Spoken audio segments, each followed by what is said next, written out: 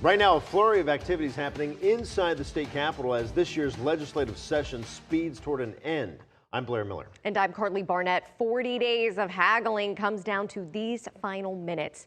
Lawmakers have gone back and forth over a wide swath of bills ranging from millions of dollars for upgraded security inside of schools across our state to declaring lemon pepper as Georgia's official chicken wing flavor.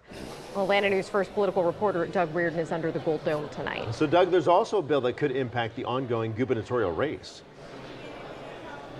Yes, and I can't compete with lemon pepper, but this is a very important bill. Essentially what it would do, as the bill reads, is force gubernatorial candidate Rick Jackson to choose between his ongoing campaign for governor and his over $1 billion in state contracts. Essentially what it says is if you want to run for statewide office, you cannot have contracts with the state. And of course, we all know that Rick Jackson has a lot of money invested with state contracts. So for him, it is an almost impossible choice to have to make. A lot of people suspected that this bill was kind of shepherded through the Senate by Jackson's opponent in this race, Lieutenant Governor Burt Jones, who is, of course, president of the state Senate. Jackson runs a healthcare staffing agency, Jackson Healthcare.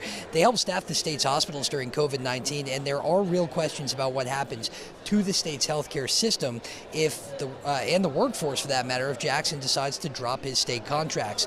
But supporters of the bill say it's a way to protect the interests of Georgians from any self-dealings. Georgia taxpayers deserve better, and I will keep fighting to make sure they get it. We're closing this loophole, and I think this is important for the state of Georgia to do, and I stand behind that.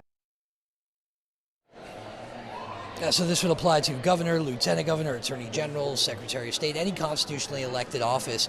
Jackson's campaign told us today, quote, Burt Jones uses public office to benefit himself. That's exactly why Rick Jackson is running, to stand up for Georgians who don't have a voice at the Capitol and make government work for the people. And this bill, again, still has to get one more vote in the House. It is getting quite late here, so we're not sure if we're actually going to see that happen.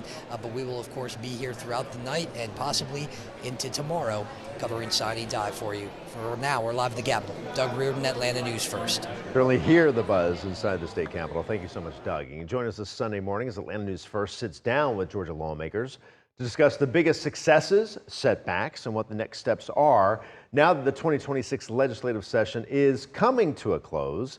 It's happening during an all-new edition of On the Record Sunday morning at 11 o'clock only on Atlanta News First and streaming on ANF+.